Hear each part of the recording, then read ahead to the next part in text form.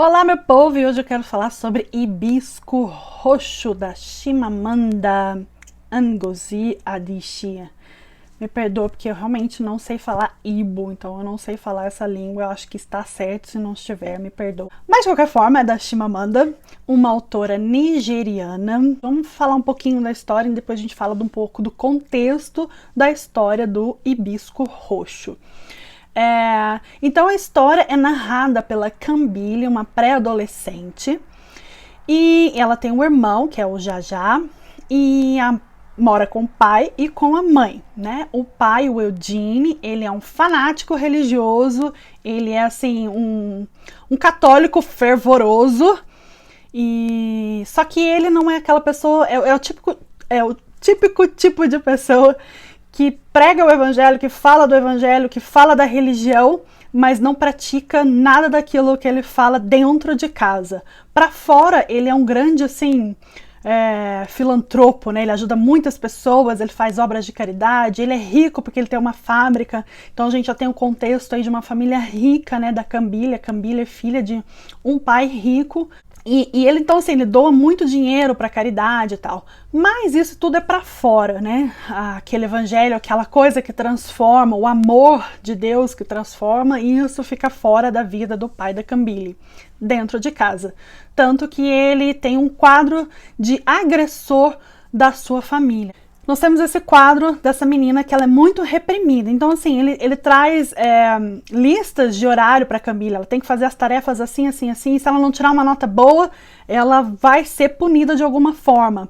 Então, que ela, assim, na escola, a Kambili é vista como uma criança não muito sociável, porque ela é tão reprimida que ela não consegue nem falar. Às vezes, as amigas dela têm uma imagem dela de uma pessoa metida, né, que não conversa com ninguém, mas ela não sabe nem o que fala, e às vezes ela sai correndo da escola, que ela precisa sair correndo da escola, se ela chegar atrasada, o pai pode bater nela, né, então ela, assim, ela é muito mal interpretada nesse sentido, mas é uma criança extremamente reprimida, e no fundo a Kambili, ela quer, assim, ser reconhecida pelo pai, né, e ela tem um forte desejo de ser reconhecida e de satisfazer as expectativas do pai, vamos dizer assim, né? De satisfazer as expectativas do pai. Então ela tem que tirar sempre nota boa, ela não pode tirar 9, ela tem que tirar 10.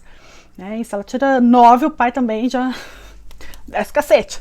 E a linguagem desse livro é uma linguagem muito leve, uma linguagem fluida, que você vai começando a ler assim, ó, e é uma gostosura de ler. A autora dá voz para essa pré-adolescente, mas não é, parece que é realmente uma pré-adolescente falando ali, né? Com todas as suas inseguranças, com todas as suas questões, né? Tanto que a Kambili sempre responde assim, louvado seja Deus, né? É uma coisa mecânica dela responder isso, que ela foi ensinada e ela acha que isso é o que é o certo, então ela tem que fazer isso. Tudo muda quando a tia Ifeoma chega nessa família aí, né? E pede para a Kambili e o irmão dela, o Jajá, passarem um tempo na sua casa. Então o pai da Kambili aceita isso, mas ele é extremamente rigoroso ainda. Eles também não podiam, assim, se relacionar muito com o pai do Eugene, que é o avô da Kambili. Por quê? Ele é tido como um pagão. Ele não se converteu à religião do Eugene, né? Então, a Kambili não pode dormir na mesma casa que ele, por exemplo. Não pode estar no mesmo espaço muito tempo, entendeu? Porque senão ela vai pro inferno, ela vai estar comungando, vamos dizer assim, né? Com esse pagão. E a gente tem na figura do avô uma figura, assim, lindíssima, né? Porque ele segue ainda a religião dos seus antepassados e tem uma reverência com a natureza, com a vida. E ele ainda ora, né? Faz as suas orações, assim, da sua maneira para os seus ancestrais, por toda essa coisa da natureza, abençoando toda a família, né? Então ele tem um carinho muito grande, assim. Então essa figura do avô na Kambili também é muito forte. E a tia Ifeoma, então, dá liberdade para a Kambili ser quem ela quer ser. E até ela tem uma prima que chama Amaka, e a Amaka também interpreta mal a Kambili, né? Acha que ela é metida, que ela é rica, que ela não está acostumada com aquelas coisas, porque a tia Ifeoma não é rica, ela é pobre. Ela é uma professora de uma universidade, então ela recebe um salário. E aí a gente começa a ter contato com as questões sociais ali desse país da Nigéria, né? Então, às vezes não tem combustível ou falta alguma coisa, né? Água, não se tem água, tanto que a Cambile, às vezes, tem que fazer xixi todos os dias no banheiro, né? E não pode dar descarga. Se der descarga, vai estar desperdiçando água, né? Então a gente vê essas questões um pouco assim desse país, né, as questões sociais de infraestrutura. E eu fui procurar aí um pouco sobre a Nigéria, né? O que a gente ouve falar da Nigéria, gente? Que joga futebol contra o Brasil. Era isso que eu sabia, e tá na África, né? Então a gente só sabe um pouco de uma versão, né? A gente não tem contar uma história, qual é o contexto social, qual é o contexto histórico da Nigéria. E eu achei impressionante que a Nigéria, gente, é o país mais populoso da África e ela é tida como o gigante da África. Porque a economia da Nigéria é uma economia emergente, ela está crescendo porque tem petróleo na Nigéria.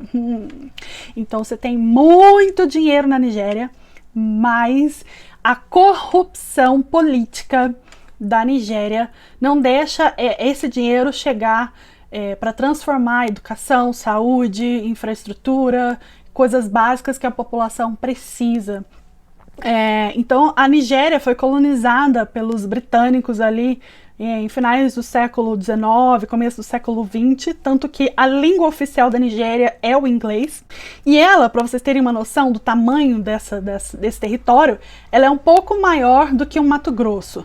E, na verdade, tem mais ou menos 141 milhões de pessoas vivendo tamanho desse estado, vamos comparar assim, né? Isso em dados de 2005. Hoje, em 2020, sei lá quantos que tá, né? Então ela conseguiu sua independência em 1960, que com essa independência veio muitas guerras políticas dentro da Nigéria. Então se tinha um lado muito democrático e o outro com ditaduras militares, então o país entrou numa grande guerra civil. Porque também esse país tem assim mais de 250 grupos étnicos, que são os Ibos, os Hausás, não sei falar Ibo, gente, e os Iorubás, né?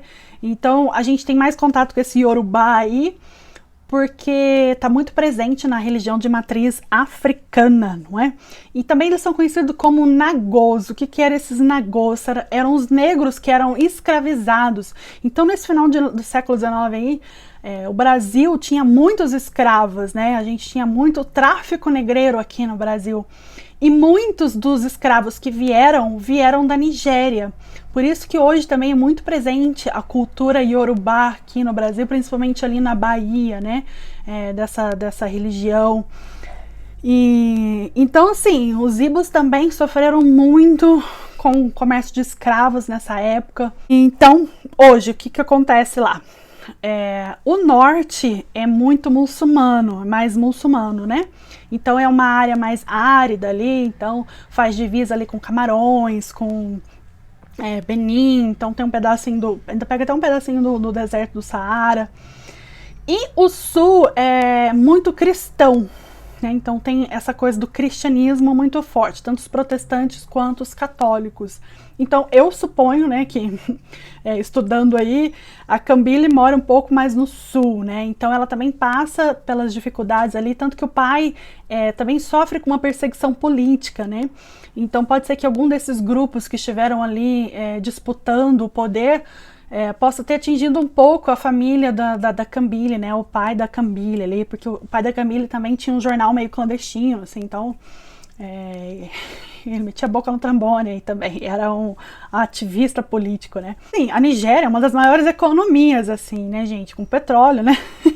Mas, no entanto, lá também tem muita criminalidade e muita corrupção política. Hoje a Nigéria tem um presidente, tem um parlamento, tem toda uma coisa lá, mas estima-se ali, ó, que mais ou menos 400 bilhões de dólares foram roubados pelos líderes nigerianos.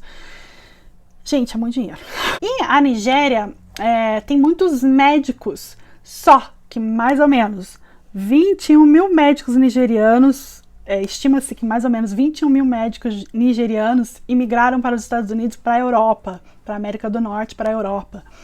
Então a saúde no país é uma coisa muito precária, e a gente vê também isso muito presente no livro, quando o avô da Cambile adoece e a mãe desesperada tentando ter um lugar, ter uma ajuda para a saúde desse avô, não consegue encontrar. Então isso também é muito presente no livro do Hibisco Roxo, a gente vê isso. E a Nigéria tem uma coisa muito interessante, que é Nollywood. O que é Nollywood? A gente tem Hollywood e Bollywood, mercado de cinema, tá? Então a Nigéria produz muito cinema. Mas o que é esse cinema? Não é que a pessoa vai lá nas casas de cinema, né? Que nem a gente conhece aqui o nosso cinema, né? Mas eles fazem os filmes e é distribuído em videocassete mesmo. E tem muitas locadoras, muitos desses lugares que as pessoas podem alugar esses vídeos, e a população consome o seu próprio cinema, né? Então é o terceiro maior do mundo aí. Então primeiro é Hollywood, depois Bollywood, que é da Índia, e Nollywood, que é da Nigéria. Isso eu não sabia. Porque quando a gente lê um livro, não é só ler um livro, a gente entra em contato com a cultura de outro país, né?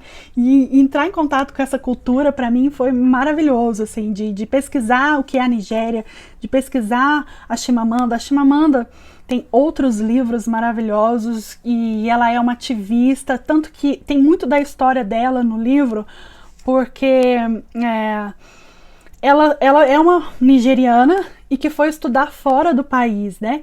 E a amiga dela achava, assim, que aquelas coisas meio estereotipadas, né? Que ela não sabia nem falar inglês, não sabia que inglês era a língua oficial da Nigéria, né?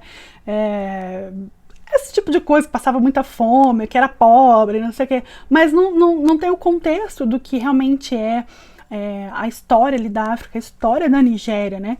E eu fiquei muito impressionada, assim, com a Chimamanda. Hoje ela faz oficinas, ela dá oficinas no país dela, casada, tem filhos, e muito preocupada com essa questão da mulher, né? Então ela é uma ativista feminista mesmo, né? Com essas questões de igualdade da mulher, que eu acho super, super importante.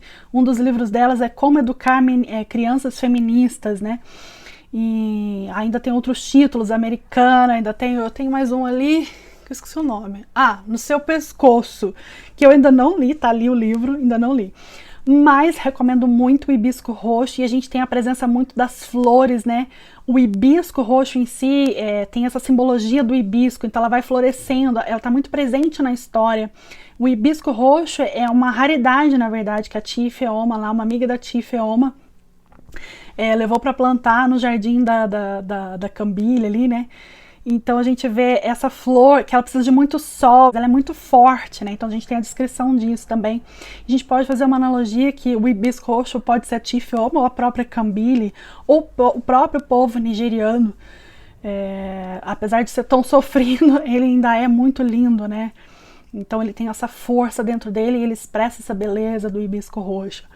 Então fica a minha dica para esse livro maravilhoso, para essa autora, que eu quero ler muitos outros livros dela. E é isso, galera, vamos ler Hibisco Roxo, que eu acho que vai se tornar um clássico, porque é um livro que todo mundo deveria ler. É uma autora nigeriana dando a visão dela, e tem muita coisa do que ela viveu ali naquele livro, né? A gente vê muito presente as questões sociais da Nigéria, toda essa cultura Igbo, né, das palavras, de como eles se tratam em Igbo. Isso é muito lindo, né, de resgatar um pouco dessa língua que é própria desse povo. Fantástico. E, assim, prepare-se, porque é um livro que vai te fazer chorar. Literalmente. Você vai chorar com esse livro. Eu só não vou dar spoiler, porque senão eu vou acabar com o seu choro, com a sua emoção quando você lê ele. Mas vale a pena. Teve uma hora que eu falei assim, não! Não acredito que isso está acontecendo. Mas aconteceu com a Cambile, e a Cambile é um amor de criaturinha. E é um pouco de todas nós, né? Quantas nós temos de Cambile aí dentro de nós. Então fica essa minha dica para vocês, gente. Um beijinho!